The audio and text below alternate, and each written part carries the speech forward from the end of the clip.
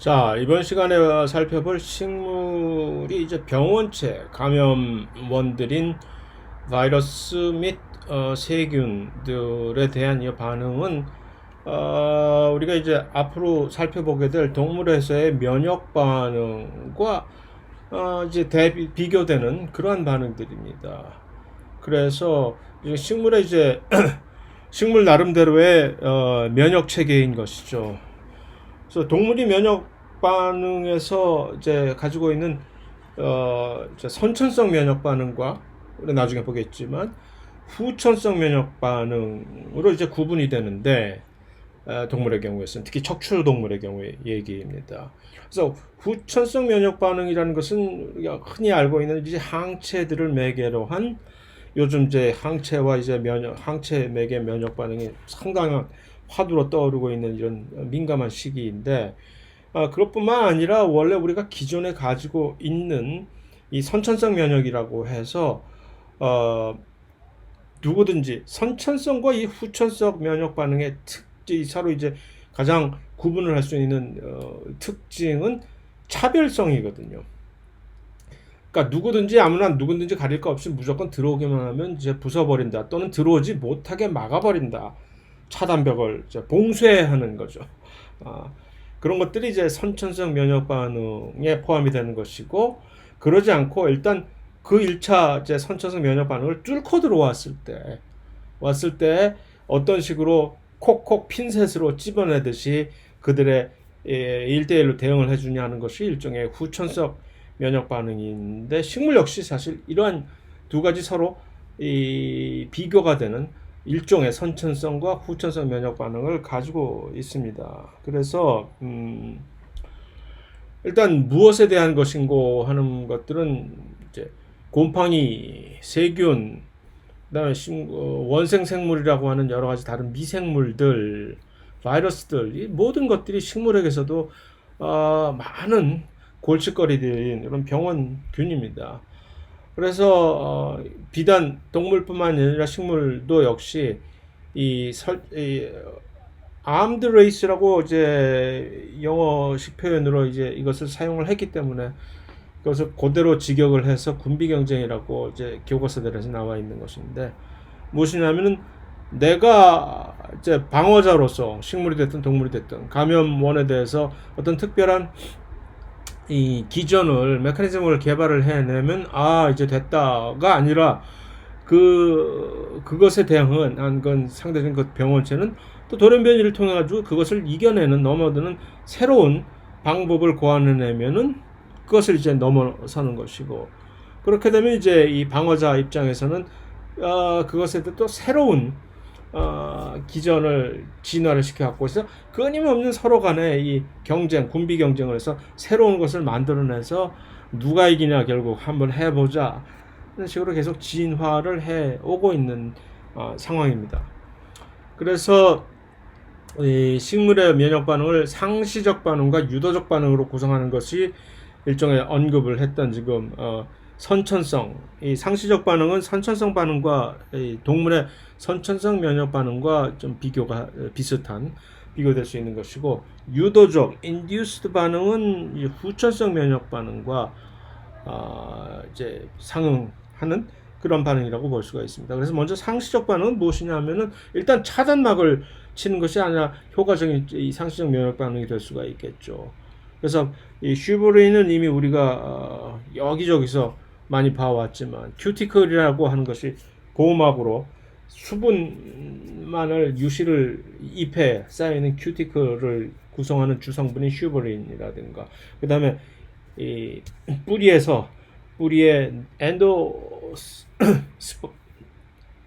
엔도덤의 내피에 쳐져 있는 그 캐스페리안 스트립 같은 그거 역시 슈브린으로 주성분이 되어 있는데, 그런 것들은 수분 방지만을 하는 것이 아니라 또 다른 여러 가지 이 감염원들에 대한 차단 보호막으로 사용이 될 수가 있고, 비슷한 그 지질인 왁스라든가 큐틴 같은 것들도 다 마찬가지로 이렇게 차단막으로 사용이 될 수가 있습니다. 뿐만 아니라 이것들은 전부 지질 계통의 차단막이었지만 요 셀룰로즈 세포벽 역시 그런 식으로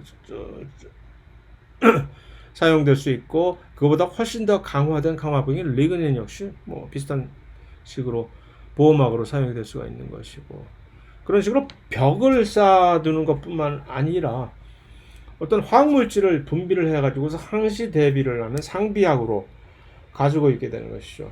그래서 이 우리가 뭐 몸에 좋다고 항암제로 쓰이는 플라보노이드라든가 그와 비슷한 이 약간 또 다른 색소체들은 알칼로이드 계통에, 그 다음에 타닌이라든가 떫은감 같은 것 충분히 이제 많이 들어있는 그런 성분들이 전부 사실은 이 여러 다양한 이런 초식 동물뿐만, 이제 병원체뿐만이 아니라 초식 동물로부터의 이런 대사 작용을 억제를 하기 위해서 상비약으로 식물들이 구비하고 있는 그런 화학 물질들이죠. 방어용 물질들입니다, 이것이. 뿐만 아니라 그런 이 화학 물질뿐만 아니라 효소도 대사를 억제시킨다든가 또는 분해를 이제 시킨다든가 하는 그 효소도 어떤 특이적인 식물들은 분비를 하고, 그것이 일종의 정리하자면 물리적인 보호막을 친다든가, 그 보호막을 뚫고 들어왔을 때는 어떻게 할 것이냐, 내가 어떤 특별한 무기를 가지고 있다, 화학물질로서. 그 무기에는 이 작은 유기물들인 뭐 알칼로이드, 플레보노이드, 뭐 타닌 같은 그런 화학물질들뿐만 아니라 심지어 직접적으로 대사 작용을 억제시킨다든가 어떤 특정한 그 감염원들의 어떤 특정 물질을 분해시키게 되는 그런 효소들을 또 이제 구비를 하고 있다는 얘기죠. 그런데 이 유도적 반응은 원래는 이렇게 준비를 하고 있지 않더라도 이 감염원이 들어왔다는 것을 인지를 하면 그때 막 발현을 시켜가지고서 그것에 대비하는 이런 특이적인 induced 반응들이 되는 것이겠죠. 그러기 위해서는 누군가 그것을 촉발자가 있어야 되겠죠. 분노 유발자가 있어야 되듯이. 그래서 이러한 유도인자들을 우리는 통틀어서 엘리시터라고 얘기를 하는데, 그러한 유도인자들을 식물이 감지하게 되면 전체적인 이 방어 반응이 촉발이 되는 것입니다.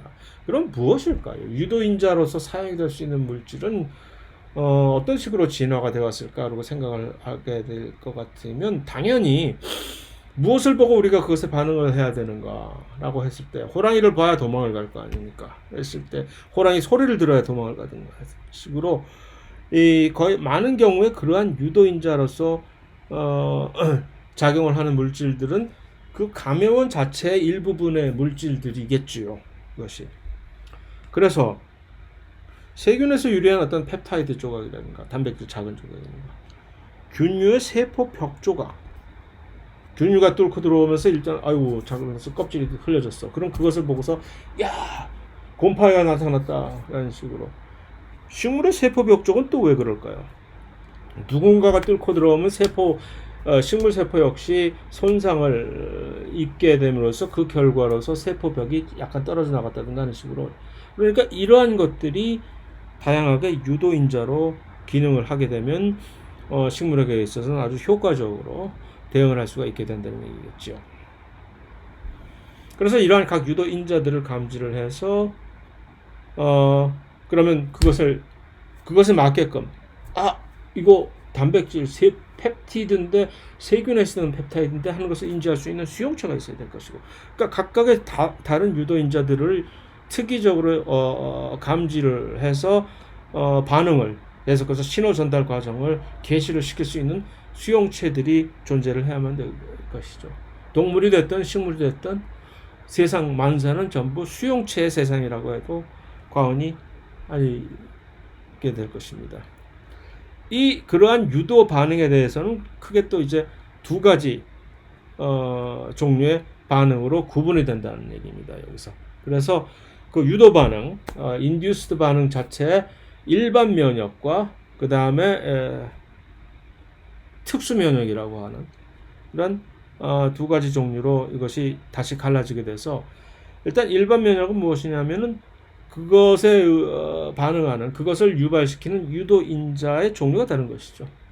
전체적으로 팸프라고 하는 Pathogenesis Associated Molecular Pattern이라고 하는 팸프라고 하는 특별한 유도 인자에 의해서 반응이 유발이 되는데 그 팸프에 속하는 것들은 무엇이냐 하면은 일단 주로 큰 물리적인 거 세균에서 편모 단백질인 플라젤린이 특별히 이러한 팸프로서 작용을 해서 일반 면역을 유발시킵니다. 플라젤린이라면 세균이 운동을 할 때 이제 플라젤라라고 하는 편모, 세균의 편모는 이 진핵세포가 가지고 있는 편모와는 다른 종류의 단백질입니다.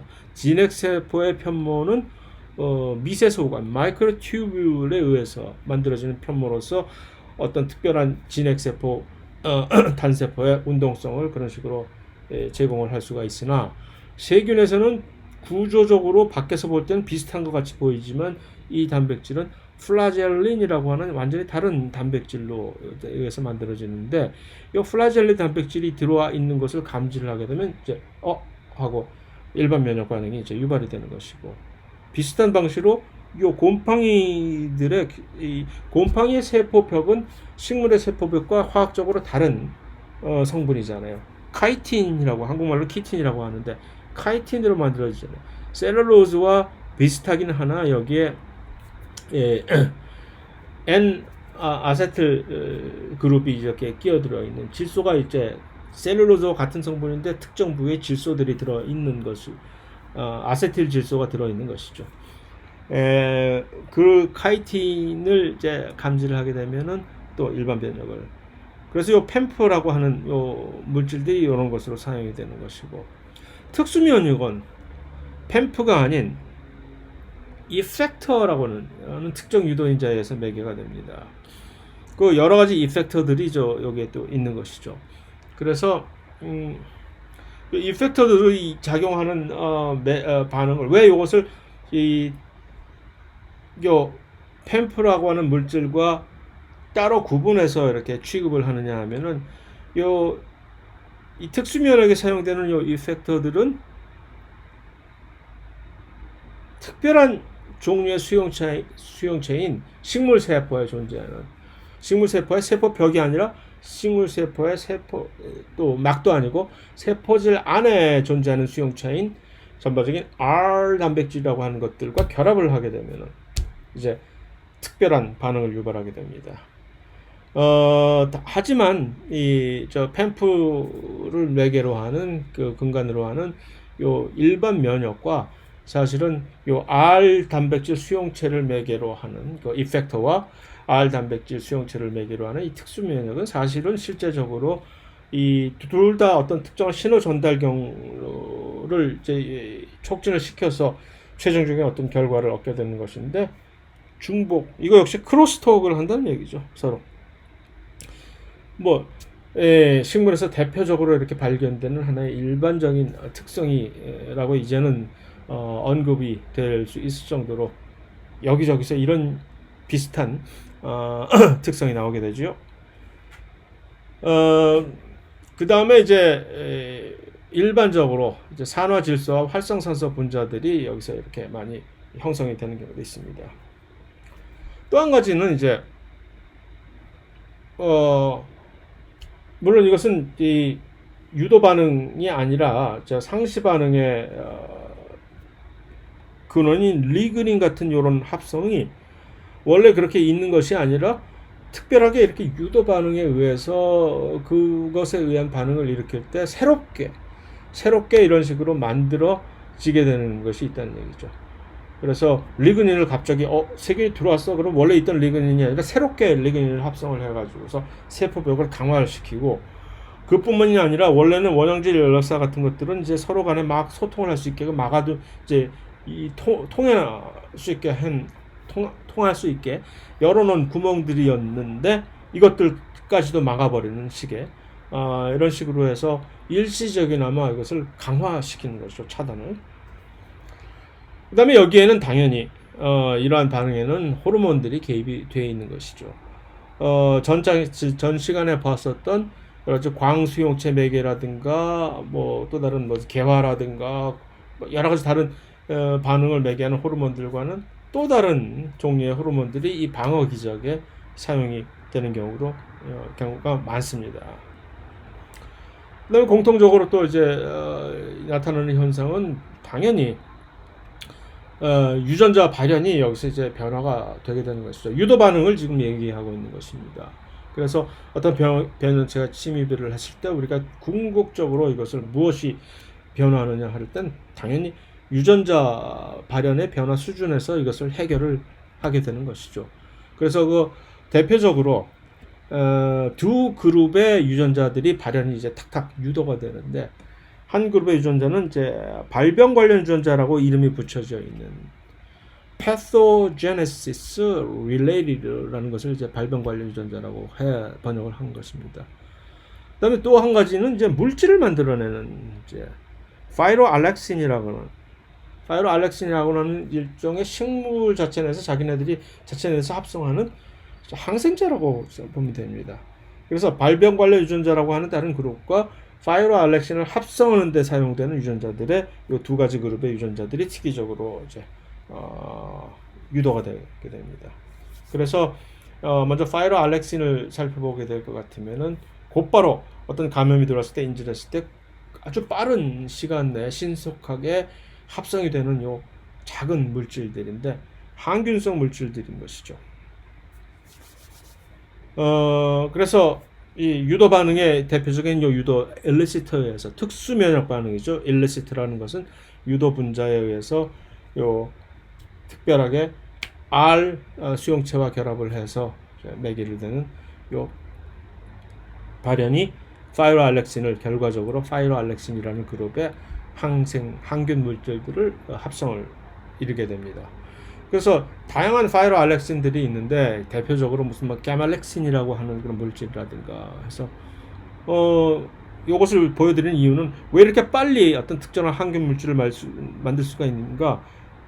원래 잘 가지고 있는 아미노산 중에 우리 단백질 합성에 참여하는 트립토팬을 아주 쉽게 변형을 시키면 이 부분을 이렇게 변화시키면 가말렉신을 만들어서 이것은 일종의 들어온 세균들에서 아주 독성 물질로 작용을 한다는 얘기죠.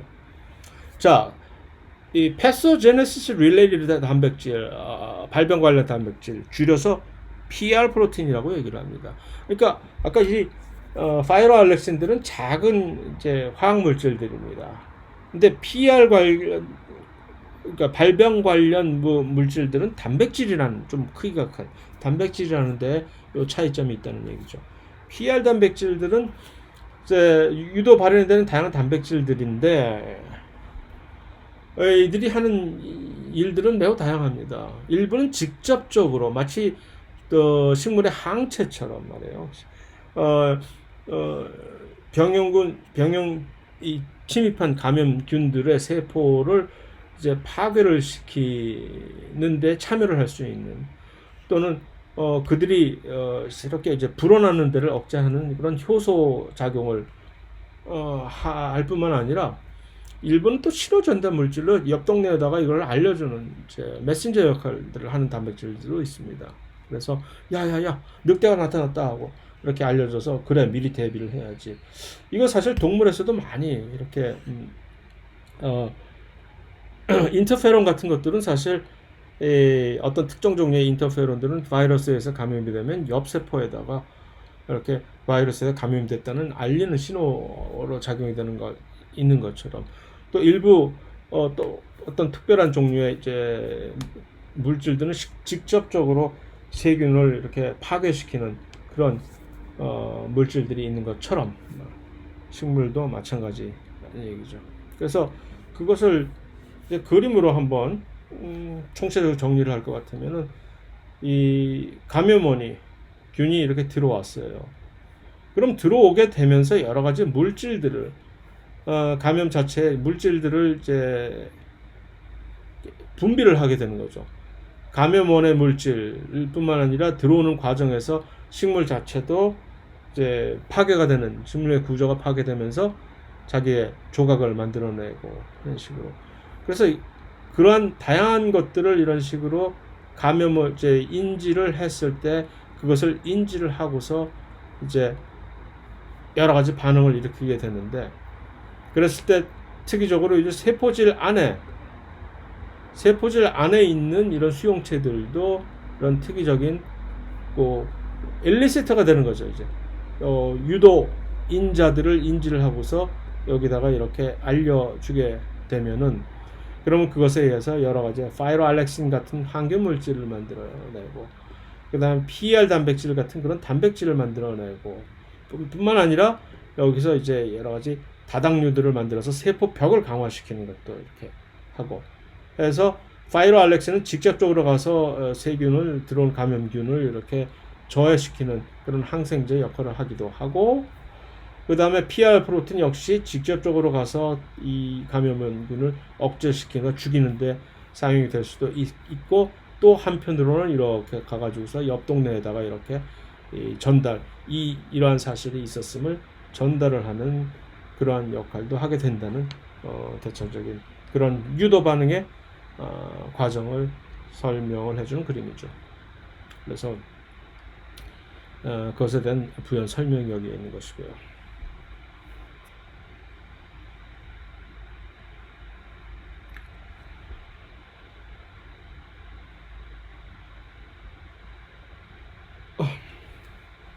자, 그래서 이 특수면역 반응 자체가 실행기 분자와 세포질 수용체 단백질의 특이적인 상호작용에서 결정이 된다라고 했는데, 그 중에서 이제 아주 잘 특이적으로 알려진 하나의 재밌는 사실이, 어떤 특수면역 반응을 일으키는 요 유도 실행기 중에서 이 병원체 유전자를, 특별한 유도인자를 발현시키는 이러한 특별한 병원체 유전자를 우리는 이것을 이제 실행기로 간주를 하게 되는데, 이 특별한 유전자를 특별하게 AVR 유전자라고 얘기를 합니다. 왜 이것을 AVR 유전자라고 얘기를 하냐면은, AVR은 무슨 A비룰런트라고,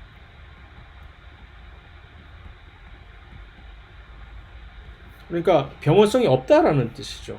이게 무슨 말인고 하면, 어떤 특별한 이 세균에 또는 감염원에 유전자 산물이 이렇게 있으면, 단백질이어도 좋고 어떤 작은 물질이 좋고, 그것을 특별하게 인식을 할 수 있는 수용체가 식물 세포 안에 존재를 하게 되면은 무슨 일이 벌어지냐면은, 요 특별하게 이것을 이제 인식을 할 수 있는 수용체가 있단 말이죠.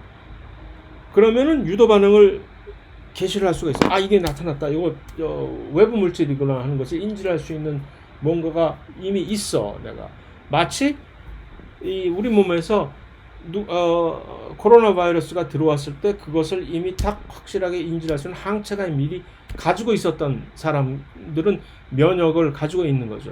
이미 하는 식으로. 이러면 이 식물은 그 감염균에 대해서 전혀 어떤 피해를 입지 않죠. 알아서 이미 이런 반응을 개시해 버리니까.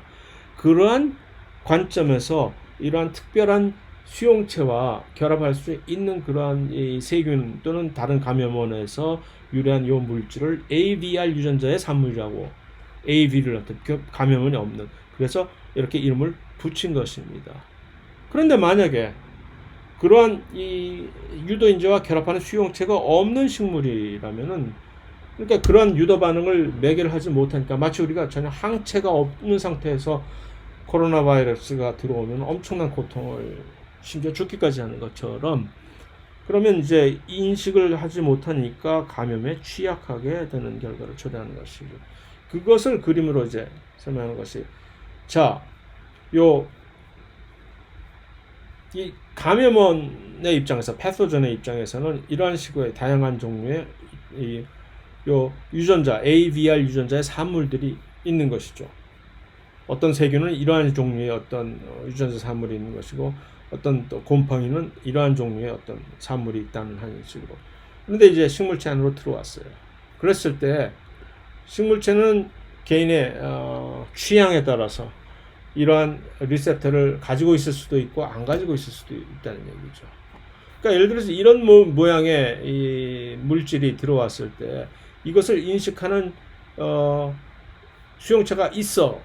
그러면은 운이 좋게도 이런 식으로 여러 가지 반응을 유발을 할 수가 있는 것이죠. 그러면은 나는 이 감염원에 대해서 저항성이 있게 되는 것이죠.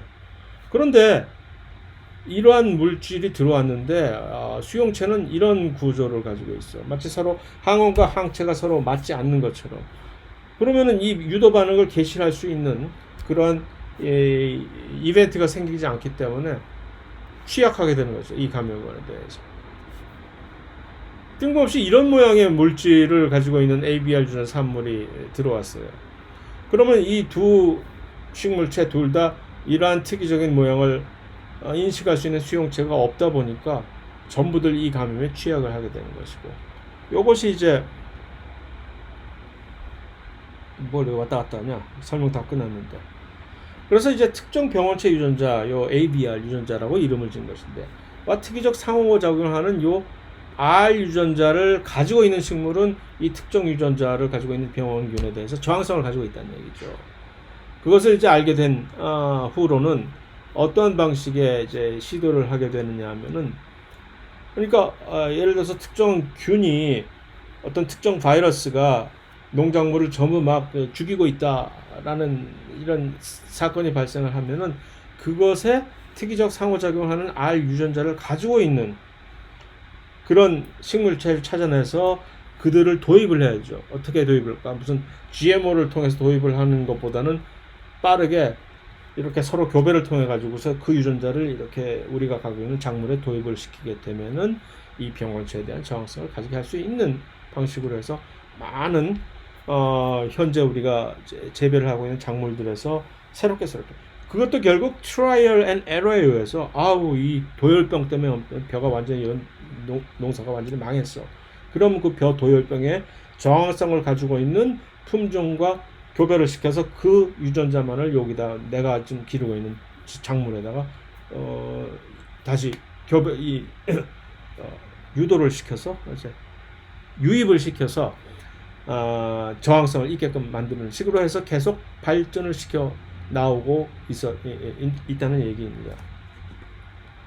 이러한 결국 저항성을 얻게 되는 기작 자체가 특이적인 상호작용을 바탕으로 하는 이 방어 기작을 gene for gene resistance라고 이제 공부를 하니까 이런 식으로 특이적인 수용체를 바탕으로 한 신호 전달 작용에 이것이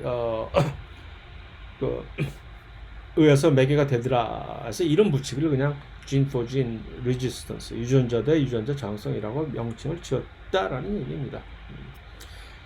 자, 그래서 이런 특수한 면역과 과민 반응, 일반적인 그런 유도 반응과 일반적인 상시 반응이 있는데, 그럴 때 이제 그런 감염원에 대응해서 특이적으로 이제 식물 자체가 반응을 일으키는 요 반응 자체를 하이퍼센시티브 리스폰스라고 얘기를 합니다. 그래서 감염 부위 주위에는 이제 하이퍼센시티브 리스폰스라고 부르는 요 주위 자체를 훨씬 더 오버를 해서 반응을 하는 그러한 반응들이 주로 많이 유발이 됩니다. 그래서 HR 리스폰스라고 얘기를 하는데, 그것이 무엇이냐면은 식물 버전의 아포프토시스가 일어나는 것이죠. 그래서 그 주위 부분을 완전히 초토화시켜 버립니다. 전쟁 얘기를 하는데, 전쟁에서 우리가 어떤 전쟁 부위가 났을 때 그 주변 벼를 전부 다 불태워버리고 초토화시켜서 적군이 혹시 그 지역을 침투하더라도 아무것도 얻을 수 없게 만들어 버리는 것처럼, 그럼으로써 병원체 확산을 방지를 해버리는 것이죠. 그래서 이러한 병원체에다 영양소 차단을 하고 세포 자살을 하기 전에 그 주변에다가 완전히 우물에다가 독을 타버리고 도망을 간다는 식으로 독소를 생성을 해버려서, 그 다음에 어떤 경우에는 아예 원형질 열악세를 봉쇄하는 요 다당류를 여기다 생성을 해버리고, 그래서 이러한 과민 반응 자체를 일종의 necrotic region이라고 이제 명명을 하기도 하면서, 완전히 전부 죽은 조직들이죠. 그래서 요 부분을 완전히 차단 격리를 시켜버리는 겁니다. 그래서 식물 같은 데 보면 이쪽이 일부 지역만 국지적으로 이렇게 완전히 죽어 있는 부분이 바로 전부 이러한 과민 반응에 의한 네크로틱 리전이 되는 겁니다. 그것뿐만이 아니라 이제 일종의 이것을 식물 버전에 시스템이 acquired resistance라고 이름을 짓는데, 이것은 우리가 좀 전에 봤던 유도 반응에 의한 어떤 반응과 무엇이 다르냐 하면은 몸 전체에 걸쳐서 이 반응을 이렇게 쫙 퍼지게 만드는 것이 다른 것입니다. 그래서 광범위한 병원체에 대해서 식물체 전신에 대해서 일반적인 저항성을 증가시키게 되는 것이죠. 이것은 국부적이지 않고 이제 전체적으로 특별한 이 호르몬 살리실릭 애시드라고 하는 호르몬을 살리실릭 애시드는 사실 동물에서도 여러 가지 반응을 매게 하는 그래서 아스피린이 사실은 살리실릭 애시드 근간으로 한 약이기 때문에 여러 가지 다양한 반응을 유발하는 약으로서 쓰이고 있는 것인데, 식물에서는 살리실릭 애시드가 이러한 이 시스테믹 어콰이어드 레지스턴스라고 하는 그러한 전체적인 면역 반응을 매개를 하게 됩니다. 그래서 실제로 이 살리실릭 애시드 호르몬이 식물 전체를 이렇게 이동을 하면서 PR 단백질 합성을 아주 광범위한 넓은 지역에서 유발을 함으로써 몸 전체, 식물 몸 전체에 이 반응이 퍼지도록 하게 하는 것이죠. 그 다음에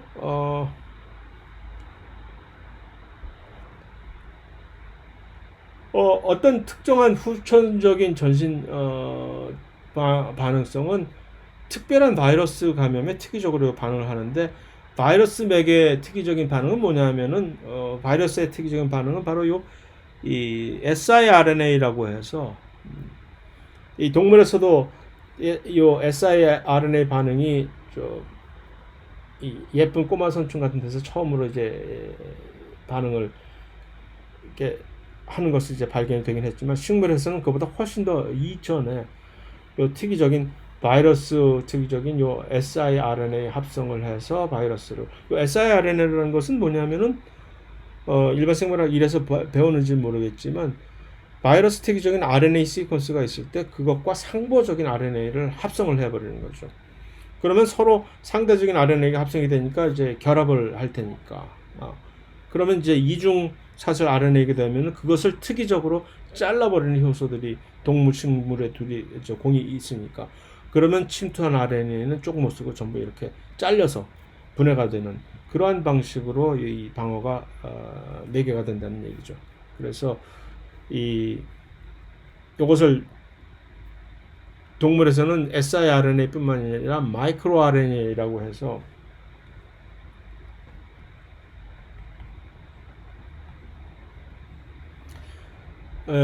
침투한 병원균, 바이러스뿐만이 아니라 실제적으로 우리 몸 안에 존재하는 내부 유전자들의 유전자 발현 자체도 이 비슷한 방식으로 조절하는 기전이 많이 존재하는데, 물론 식물도 마찬가지입니다만은 침투한 감염원에 대해서는 이런 식으로 상보적인 완전히 특이적인 RNA를 이제 직접 합성을 한다든가 하는 식으로 해서 이런 식으로 전부 분해를 해버리는 식으로 제거를 하는 기작이, 이것은 이제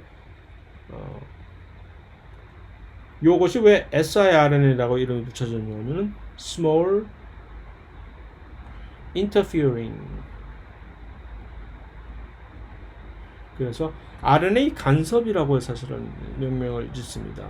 RNA interference, 한국말로 RNA 간섭이라고, 이런 interference라고 해서 RNA 간섭이라고 이름을 붙여진 요 메커니즘인데, 이런 식으로 동물이 됐든 식물이 됐든 어떤 타겟 유전자의 상보적인 유전자 RNA를 상보적 서열 RNA를 만들어내서 서로 간에 결합을 해서 이런 이중사슬 RNA를 이렇게 만들어내는 방식으로 해서, 일단 이중사슬 RNA가 만들어지면 세포 안에는 이렇게 그것을 특이적으로 잘라버리는 그런 효소들이 존재합니다. 그러면 이런 잘라진 절편을 특이적으로 붙어가지고서 전부 분해를 해버리는 그러한 기작이 존재를 한다는 얘기죠. 그래서 요 특별한 요런 siRNA들이 여기저기를 이동하면서 침입한 바이러스에서 특이적 일단 한 지역에서 이 얘기는 무슨 얘기냐면 한 일부 국소 지역에서 어떤 RNA가 들어왔다. 그럼 그것에 대비해서 이런 siRNA를 특이적으로 생산을 해서 만들어낸 다음에 이 특이적인 siRNA는 그 지역에서만 이렇게 활동을 하는 것이 아니라 이렇게 이동을 통해 가지고서 전체적으로 전부에 가서 왜냐하면 바이러스 자체가 이미 바이러스도 원형질 연락사를 통해서 한 지역에서 들어온 바이러스는 여기저기 이미 감염이 됐을 테니까 그것을 찾아다니면서 전부 이렇게 공격을 함으로써 몸 전체에 대한 저항성을 이런 식으로 구현을 하게 된다는 얘기죠. 그래서 거기까지가 미세한 세균이라든가 곰팡이라든가 바이러스들에 대해서 그런 식물 몸 안으로 침투한 그런 이제 공격자들에 대한 방어 기작을 이렇게 정리를 해서 봤다면 요번에는 요 절에서는 이 훨씬 더 큰 초식 동물 벌레라든가 또는 심지어 초식 동물들 어비보들에 대한 기계적인 방어 또는 화학적 방어에 대해서 한번 살펴볼 것 봅시다. 우리가 초식 동물 하게 되면 얼핏 생각할 때는 그냥 뭐 풀 뜯어 먹는 그런 동물들만 생각을 하기가 쉽지만 사실은 훨씬 더 이제 골칫거리인 초식 동물은 사실은 곤충들인 것이죠. 그래서 그것에 대해서 여러 가지 방어 기작을 사실은 가지고 있습니다. 그래서 요 털 같은 것도 사실은 초식 동물들을 어떻게 막아내고자 하는 것이고 그런 화학 물질을 만들어 가지고서 이런 것들은 이 동물 안으로 곤충 안으로 들어가서 이제 이 침전염을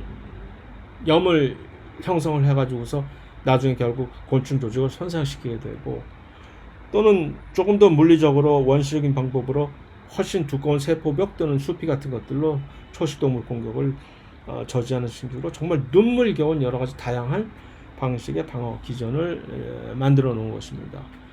그 중에서 대표적인 것이 이제 이들을 위해서 특별히 만들어 놓은 이런 것들을 우리는 secondary metabolite라고 실제적으로 식물 자체가 이들을 이용을 해서 에너지를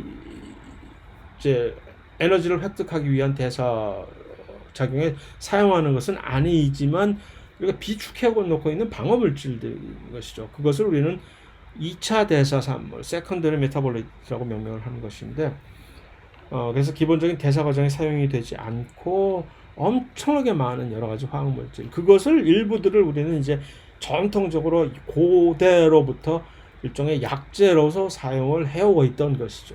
이런 것을 그래서 어디에 이것을 작용하게끔 사실 식물이 개발을 해온 것이냐, 유전시켜 온 것이냐 하면은 진화시켜 온 것이냐 하면은 신경계에 작용을 하는 여러 가지 대사산물들이 있습니다. 곤충 뭐 것들. 그다음에 이 곤충의 유충의 이제 성장 및 발달을 방해한다든가 소화관을 완전히 손상시킨다든가 하는 다양한 기작으로 이것들을 작용을 시키는데 이 식물 자체 내에 그런 물질은 아니지만 이 BT 톡신이라고 하는 것도 그 유명한 GMO의 BT 톡신이라는 것도 사실 세균으로부터 추출한 요 단백질을 이렇게 유전적으로 삽입을 해가지고서 GMO를 만들어서 유충이 먹으면 이것을 더 이상 소화가 되지 않고서 유충이 그 안에서 이제 죽어버리게 되는 그러한 물질인 것이죠. 그래서 다양한 물질들이 2차 대사산물로 존재를 하는데 무슨 알칼로이드라든가 무슨 이 글루코시놀레이트라든가 글라이코사이드라든가 엄청나게 많고 그 다음에 그들의 이 효과도 다양하고 합니다. 피놀릭, 그다음 터핀, 플라보노이드도 마찬가지고. 그래서 엄청나게 다양한 물질들이 있는데 그 중에서 하나만 예를 딱 든다면 캐나바닌이라고 하는 아주 흥미로운 물질이 있습니다. 요 아미노산 알지닌하고 매우 구조적으로 비슷합니다. 이렇게. 그래서 알지닌은 이렇게 되어 있는데 비해서 카나발린의 알지닌과 다른 점은 딱 요 부위 하나입니다. 그러니까 이것은 단백질 합성을 할 때 알지닌 대신에 카나바닌이 들어갈 수가 있는 거죠. 하지만 그러니까 tRNA 자체가 알지닌하고 카나바닌을 구분을 못하는 거죠. 그래서 이 알지닌을 끌어오게 되는 그 tRNA가 잘못해갖고 카나바닌을 끌어와가지고서 그러면 무슨 일이 발생하냐면은 단백질을 합성할 때 이 알지닌 대신에 카나바닌이 끼어 들어가게 되고 그러면 단백질의 구조가 이제 완전히 변해가지고서 이 곤충은 죽어버리게 되는 겁니다. 얼핏 무엇하고 비슷하냐면은 다이디옥시 뉴클리오타이드 DNA 합성을 할 때 일반 생물학 1에서 DNA 합성을 배웠다고 가정을 하고 다이디옥시 뉴클리오타이드라고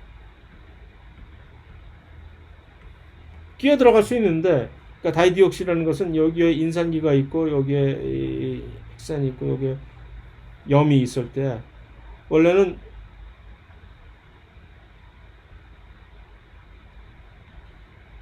요 2번 당과 3번 당에 이렇게 원래 정상적인 뉴클리오티드는 2번 당에만 산소가 빠져 있고 DNA 뉴클리오타이드가 3번 당에는 하이드록실기가 있어 산소가 있는데 다이디옥시라고 하는 건 이쪽 둘 다 산소가 빠져버린 그런 여기 인산기가 이렇게 있고 여기 인산기 있고 염이 있고 이런 뉴클리오티드를 다이디옥시 뉴클리오티드라고 얘기를 하잖아요. 그렇게 되면은 DNA 합성할 때 DNA 사슬에 이 뉴클리오티드가 끼어 들어갈 수는 있으나 한번 끼어 들어가 버리고 나면 요 뒤에는 절대로 또 다른 뉴클리오티드가 들어갈 수가 없으니까 요 들어가려면 요 하이드록실기가 여기 있어야 되기 때문에 그러면 DNA 합성이 여기서 딱 정지를 하게 되는 것이죠. 요것을 이용을 해서 DNA 염기 서열을 분석을 하는 이제 시퀀싱 기법을 개발을 해낸 것이 이제 요즘 그래서 우리가 전부 염기 서열 분석할 때 사용이 되는 것인데 그와 비슷한 식으로 들어갈 수는 있으나 아미노산에 들어갈 수는 있으나 일단 들어가 놓으면은 그 단백질은 완전히 망가져 버리는 그래서 곤충이 죽게 되는 그런 얘기죠. 니코틴은 우리가 참 좋다고 이렇게 막 소비를 하고는 있으나 이 본인도 지금 한 10년 전까지만 해도 엄청나게 많은 소비를 하루에 하던 애연가이긴 했으나 이게 사실은 원래 동물 잡으려고 초식동물 잡으려고 갖고 있던 물질인 것이죠. 그래서 신경의 기능을 이제 억제시키는 역할. 그래서 엄청나게 많은 니코티닉 애시드들은 이제 심지어 곤충뿐만이 아니라 세균도 살아남지 못할 정도로 엄청 독성 물질입니다. 사실은 이것이. 그래서 이제 담배의 경우에서도 사실은 니코틴 함량에 따라서 얼마나 초식 곤충에 대해서 저항성이 있는지를 실제적으로 보여주게 됩니다. 그래서 초식 동물이 실제적으로 침입을 했을 때 어떠한 방식으로 식물이 반응을 하느냐를 살펴볼 것 같으면은 초식 동물이 공격한다는 얘기는 곤충이 이제 먹든지 실제적으로 큰 동물이 이것을 이제 잎을 손상을 시키든지 간에 일단 막이 손상이 되니까 세포막이 손상이 되니까 세포막의 어떤 이 전위차라고 하는 요 볼티지가 왜냐면 음전화와 양전화의 이 밸런스가 깨져버리기 때문에 세포막을 사이에 두고서 그래서 그것을 감지하고 이제 유도 반응이 이제 개시가 됩니다.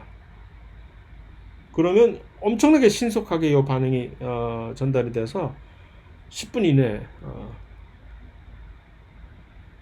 그래가지고서 이제 반응을 유도를 하기도 하고 또 두 번째 경우는 곤충 같은 경우에 있는 이제 침에 분비해 있는 물질을 이제 감지를 해가지고서 식물 조직에 있는 특별한 지방산과 결합을 해서 또는 로컬 또는 전체적인 반응을 촉발하는 유도인자로 작용하기도 하고 이러한 이 디테일한 것을 전부 우리가 신경을 써서 외우라는 얘기가 아니라 이렇게 양상을 이제 한번 이해를 하자는 취지에서 이렇게 이러한 사실들을 나열을 하는 것입니다. 그러니까 물리적, 화학적 그러니까 누군가가 침입을 했을 때, 그러니까 초식동물의 경우도, 곤충을 의식한 초식동물의 경우도 마찬가지고, 조금 전에 봤던 이 세균, 곰팡이, 바이러스에 의한 유도 반응과 똑같은 양상이라는 얘기죠. 자기가 가지고 있던 누가 왔는지를, 어떤 일이 벌어지고 있는지를 인식을 할 수 있는 그러한 기능. 이 세균 또는 바이러스, 곰팡이에 감염해서 왜 세균의 이 세포벽 부위, 식물의 세포벽 부위, 또는 세균의 어떤 플라젤린 같은 부위 같은 것들이 일종의 유도인자로 작용을 할 수가 있었는지, 그것이 얘기하는 의미가 무엇인지, 왜 초식동물이 지금 이렇게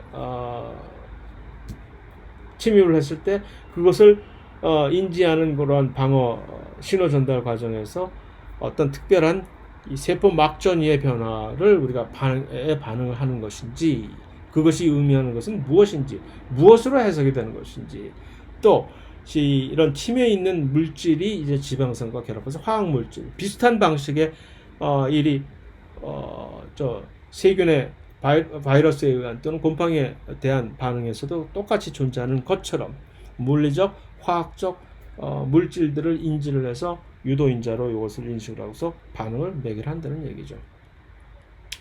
그 중에서 이제 초식동물에 의한 화학 물질 중에서 이 한 가지 또 특이적인 예가 발리세틴이라고 하는 이런 휘발성이 강한 물질입니다. 그래서 무슨 이 옥수수에서 나방이 이제 막 유충이 이런 식으로 피해를 입힐 때 옥수수에서 생성이 되는 특별한 유도 물질인데, 이것은 휘발성이 강한 물질이기 때문에 마치 에틸렌이 호르몬에서 에틸렌이 이런 휘발성 물질로서 주위로 퍼지면서 이러한 전체적인 반응을 주변에 있는 이웃한 식물에 이렇게 매개시키는 것처럼, 이 볼리시틴 자체도 이렇게 일단 유충에 의해서, 유충의 피해에 의해서 생성이 되어버리면 다른 식물들 자체도 이것을 도움을 받을 수가 있는 물질이 되는 것입니다.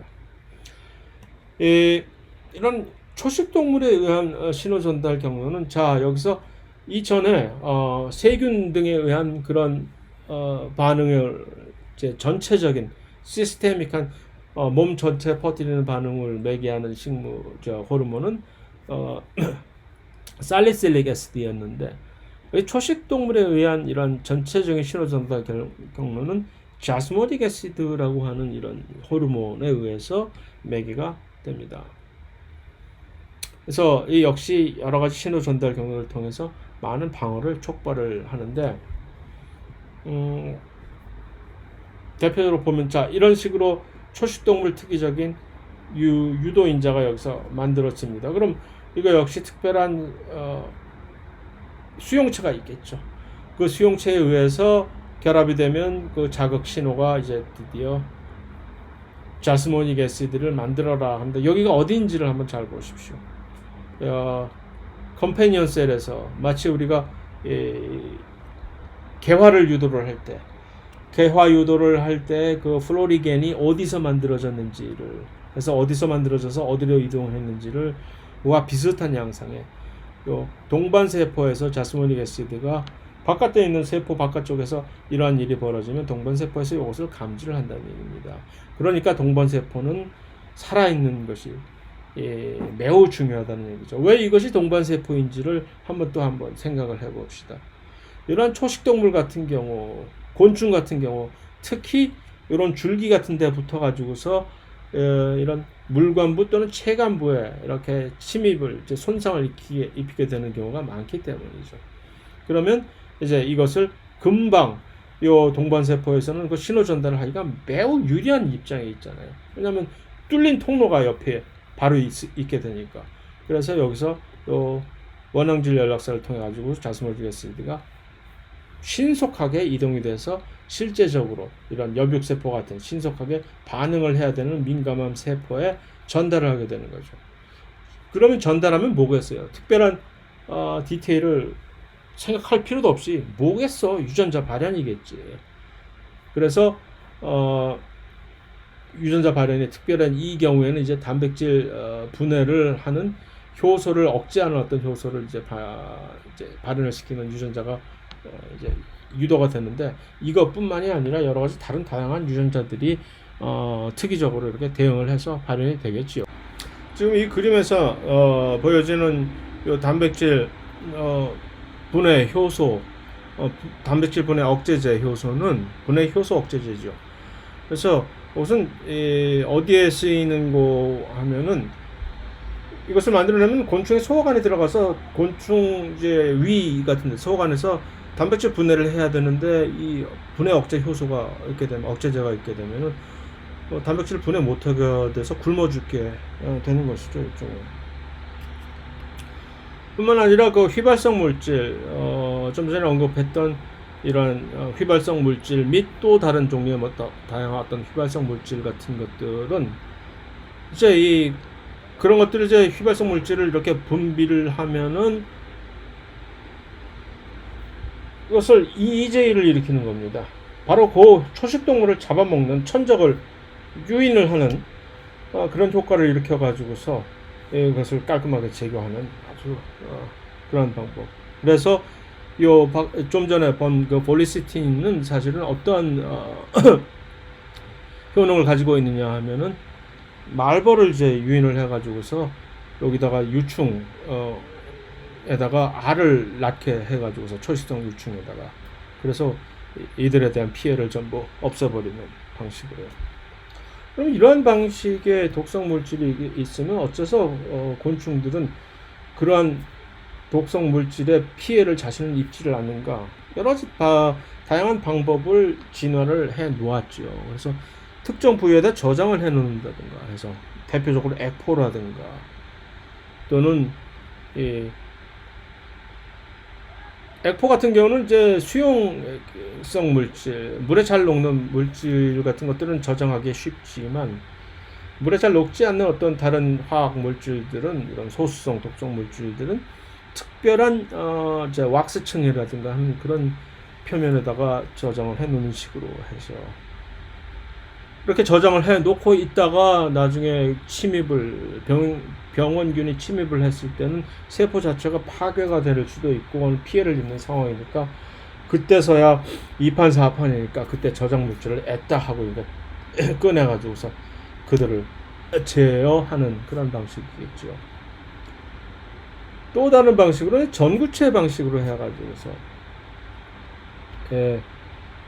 독성 물질의 동물의 경우도 우리가 혈액 응고 과정에서 나중에 보면은 보게 되겠지만, 혈액 응고를 시키는 물질들을 그대로 혈액에 우리가 가지고 있었다가는 우리의 피 자체가 전부 다 굳어버리겠죠. 하지만 이것을 전구체 형식으로 가지고 있다가 응고가 필요한 시기에 유도가 돼서 이제 활성화가 되는 방식으로, 같은 방식으로 이 식물에서도 전구체로가 있다가 독소로 전환하는 효소는 예를 들어서 다른 조직에 분리하고 있다가 이제 일이 터졌다 하면 이제 이들이 합쳐서 활성화 시킨다든가 하는 방식으로. 그래서 일이 어떻게 터지느냐, 곤충이 씹는다든가 하면 세포가 터지고, 그럼 효소가 전구체와 접속해서 독소 생산을 벌이는 그런 방식을 우리가 상상을 할 수가 있겠죠. 그래서 시아노물, 사이나이드 같은 경우에 수수, 콩 같은 식물은 이런 방식으로 이것을 활용을 한다라고 합니다. 또 어떤 방식으로 좀 저장을 한다든가, 전구체를 만들었다가 전구체 활성화를 시키는 방식을 이제 물질은 분리를 시켜 놓는다든가 하는 두 가지 방식. 또 다른 방식은 아예 단백질 자체가 변형된 단백질을 가지고 있는 경우가 있습니다. 그래서 아까 언급을 한 요 카나바닌 같은 경우, 세균이 들어왔을 때 카나바닌을 이제 여기다 삽입을 한 단백질을 가지고 되면 세균의 단백질 구조가 망가져서 세균이 죽게 되는데, 식물 자체는 tRNA가 요거를 구분을 할 수 있는 tRNA를 가지고 있는 거지. 그래서 잘못해서 아르지닌이 들어가야 될 자리에 카나바닌을 끼워 넣는 그런 실수를 하지 않는 거죠, 식물은. 그러고 멍청한 세균만 tRNA를 구분을 못해 갖고 이 tRNA가 카나바닌과 아르지닌, 그래서 단백질이 완전히 변형이 되는 것이고. 마지막으로 이제 여기까지 본 것은 생물학적 스트레스입니다. 비생물학적 스트레스는 우리 이제 환경 스트레스라고 얘기를 하는데, 예를 들어서 가뭄이 든다든가 홍수가 난다든가 더위가 온다든가 엄청나게 이제 서리빨이 내린다든가 하는, 그 다음에 토양 자체에 염분이 엄청나게 많아서 갖고 살 수가 없다든가, 또는 중금속 스트레스가 있는 그런 광산 지역이라든가 뭐 이랬을 때 항시적으로 엄청나게 바람잘 날이 없는 것이죠. 이러한 스트레스에 대해서는 또 어떤 방식으로 반응을 매개를 해서 이것을 대응을 할까?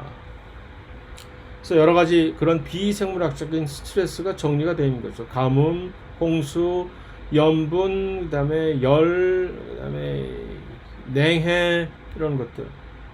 그것에 대한 어떤 특정한 반응 자체가, 예를 들어서 가뭄이 들었을 때 가뭄 특이적인 요 호르몬 ABA, 압세식 애시드를 이제 분비를 하고, 예를 들어서 대표적으로 요 기공을 닫는다든가 해서 물의 유실을 좀 방지를 한다든가.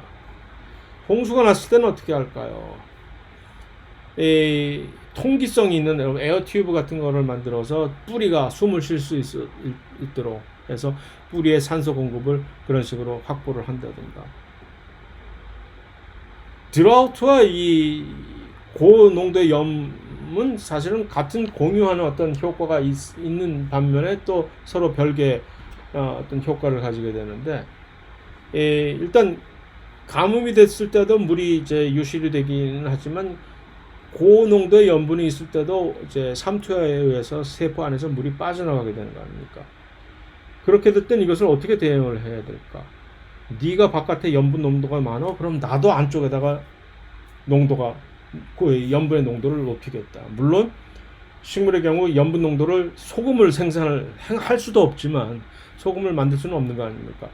그런 식으로 이 NaCl 같은 것들을 농도를 높이게 되면은 세포 내의 독성이 너무 높아져서 이것을 감당을 할 수가 없게 되니까 다른 방식의 독성이 없는 물질의 농도를, 작은 분자량의 물질을 이렇게 합성을 늘려서 오히려 세포 안이 오히려 훨씬 더 이제 오스모틱 포텐셜이 훨씬 높도록 해서 물이 빠져나가지 못하도록 한다든가. 자, 이런 고온에 대해서는 어떻게 대응을 할까? 특별한 고온 특이적인 열 충격 단백질들을 합성을 해가지고서 이 단백질이나 또 다른 민감한 이 구조들이 그것에 의해 파괴되는 것을 미연에 방지를 한다든가 라는 식으로, 또 여러 가지 다양한 이 고온에 대한 이런 저항성 기작들은 아직도 상대적으로 연구가, 저온도 마찬가지이긴 하지만 연구가 다른 비생물학적 스트레스에 대해서 훨씬 좀 처져 있는 상황인데, 문제는 지구 온난화 현상이 지금 가속화되면서 여기에 대해서 지금 냉해와 더불어서 기후 변화에 대해서 이들에 대한 연구가 훨씬 빨리 촉진돼야 되는, 사실 긴급성이 요즘 많이 보이고 있는 상황입니다. 그래서 뭐 어떤 경우에는 이것을 회피하는 식물이 있다. 또 어떤 경우에는 그것을 견뎌내는 식물이 있다. 저장을 해가지고서 뭐 그런 정도. 또는 공급을 훨씬 극대화시키는 뿌리를 가짐으로써 하는 그런 식물이 있다. 또는 아까 얘기했듯이 여기다가 세포 안에다 용질을 축적을 해가지고서 수분 포텐셜을 이제 낮춰가지고서 삼투에 의해서 물을 흡수를 좀 오히려 이렇게 그렇게 해주는 그런 식물이 있다. 그러한 용질로서 무엇을 주로 사용하느냐? 아미노산 중에서 프롤린이 여기에 매우 효과적인 그런 물질로 작용을 하기 때문에, 갑자기 이런 가뭄이 든다든가 염 농도가 외부에 많게 되면은 대부분의 식물들은 이런 프롤린을 합성을 늘리게 됩니다. 그 다음에 가뭄이 아니라 이제 물이 이제 침수가 되어서 홍수가 피해돼서 호흡을 못할 정도가 되면 이렇게 통기 조직이, 에어랭키메라고 하는 통기 조직입니다. 그런 우리가 봤던 이제 뉴마토포라는 호흡부리 같은 것들을 만들어 가지고서, 통기 조직이라면 뭐냐면은 이렇게 이런 물에 잠겨 있는 뿌리 같은 경우에 여기에 이런 식으로 에어를 기공 이제 공기들이 이 안으로 훨씬 더 잘 유입이 될 수 있는 이런 구조를 만들어 가지고서 공기의 유입이 이런 물 안에 있음에도 불구하고 훨씬 원활하게 해주는 이런 연꽃 같은 데서 가지고 있는 그런 조직을 얘기하는 것이고, 요 뉴마타포 같은 것들은 우리가 봤듯이 뿌리 자체가 밖으로 분출이 돼서 나와 가지고서 숨을 쉴 게 있게끔 만들어내는 그런 구조 봤죠 우리가. 그다음에 할로파이트라고 하는 그런 실제로 엄청나게 염분 농도가 높은 토양에서 사는 그런 식물들은 실제로 이런 솔트 글랜드 같은 것들이 있어서 토양에서 물을 통해 가지고 흡수한 고농도의 염분들을 따로 이렇게 저장을 해서 배출을 해버립니다. 그것이 이제 솔트 글랜드라고 하는 것이고, 그래서 가뭄 스트레스에 대해서는 다양한 유도 반응이 있는데 그 중에서 대표적으로 일반적으로 압시스산이라고 하는 ABA가 이것을 매개를 하면서 이거 역시 다양한 유전자 발현을 유도를 하는데, 이것이 이제 주로 이러한 식으로 토양에서 주로 민감하게 이것은 물이 부족하다든가 염분이 높아졌다든가 하는 것을 토양에서 먼저 감지를 하게 될 테니까, 이 경우에서는 요 압시식 애시드의 이제 생성 장소와 이제 분비와 분포 과정이 이런 식으로 화살표가 배출이 되게 되겠죠. 그래서 압시식 애시드들이 이런 식으로 이동을 해가지고서 각 부위에 도달을 하면은 여기서 궁극적으로는 이런 식으로 특이하게 여러 가지 필요한 그것에 대응을 특이적으로 이제 매개를 하는 단백질들을 만들어내는 유전자들이 유도 발현이 되는 것입니다. 그다음에 온도에 관해서는 언급했듯이 이런 다양한 종류의 히트샵 프로틴들이 유도 발현이 돼서 민감한 단백질들의 구조가 손상이 되는 것을 방지를 하고, 또한 그것뿐만이 아니라 지방산의 비율을 불포와 포화의 이제 막의 비율을 조절을 해서 온도 저온이 됐든 고온이 됐든 가장 먼저 이것을 캐치를 하고 그것에 대해서 영향을 받을 수 있는 부분이 세포막에 있죠. 유동성이거든요. 그래서 이것들을 일정하게 유지를 이렇게 조절을 하려고 대응을 하기도 합니다. 그다음에 저온에 대해서는 또 특히 일부 식물들은 이 세포 안에 물로 되어 있는 세포 안에 얼음이 이제 생기는 것을 이제 방지를 하게 되는, 마치 엔티프리즈 단백질, 부동액 단백질이라고 할까요? 그런 것들을 또 합성을 해내기도 하고, 마지막으로 이제 중금속에 대해서는 여러 가지 다양한 중금속들이 이렇게 있습니다. 이들이 토양 내에 많이 녹게 되면은 이들 역시 물과 같이 식물체 안으로 흡수가 되면 엄청난 동물만 중금속에 의해서 여러 가지 피해를 입는 것이 아니죠. 식물 역시 중금속이 과하게 있게 되면 세포 안에서 동물처럼 똑같은 메커니즘에 의해서 피해를 입게 되는 것입니다. 그런데 이것을 견뎌낼 수 있는 식물들이 따로 있는 것이죠. 아무나 다 할 수 있는 것이 아니고, 그러면 이들은 어떻게 해야 하느냐, 이것을 식물체 내에 어떤 특별한 장소에다 축적을 한다든가 해서 그것을 하기 위해서는 그들의 가지고 있는 뿌리의 세포막에서는 훨씬 더 이것을 흡수를 해서 축적을 빨리 할 수 있게끔 해서 증가를 시키고, 요것이 이제 이동을 하는 속도도, 이 중급속들이 전부 이온의 형식으로 들어오는 거니까요, 결국. 그래서 이러한 방식으로 해서 이것을 액포에다가 이것을 특별히 따로 마치 솔트 글랜드를 이제 만들어 가지고 배출을 해내듯이 여기다가 이렇게 축적을 하고, 또 어떤 경우에는 요 이온의 독성에 대한 내성을 특이적으로 이렇게 세포질 내에서 가지고 있게 되는 경우도 있습니다.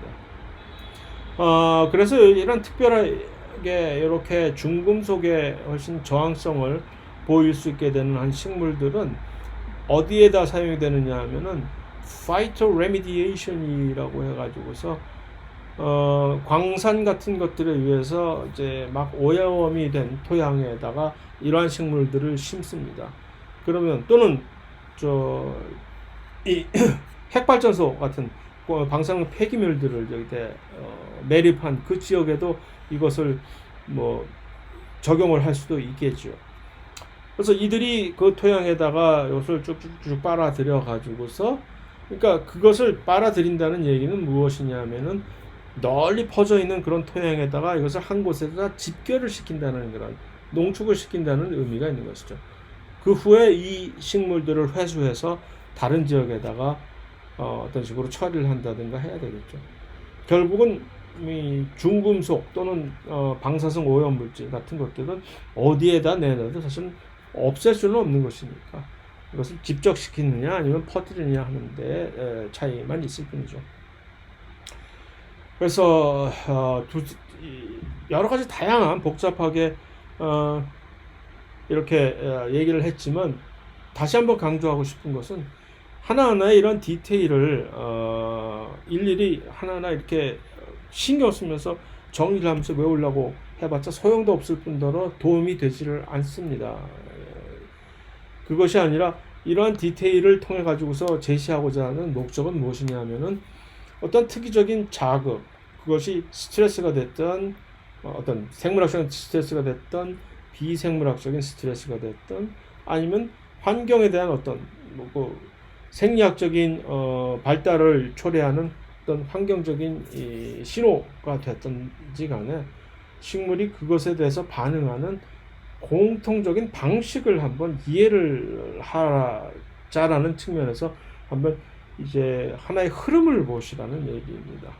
그래서 무엇이 됐든 간에 일반적으로 그것에 대응하는 방식은 그것을 체계적으로 인식을 하는 수용체가 있으면서 그 수용체가 무엇을 인식을 하는지에 대해서 이것을 왜 이런 방식으로 그 물질을 인식을 해야 되는지를 이해를 하는 것이 중요한 것이죠.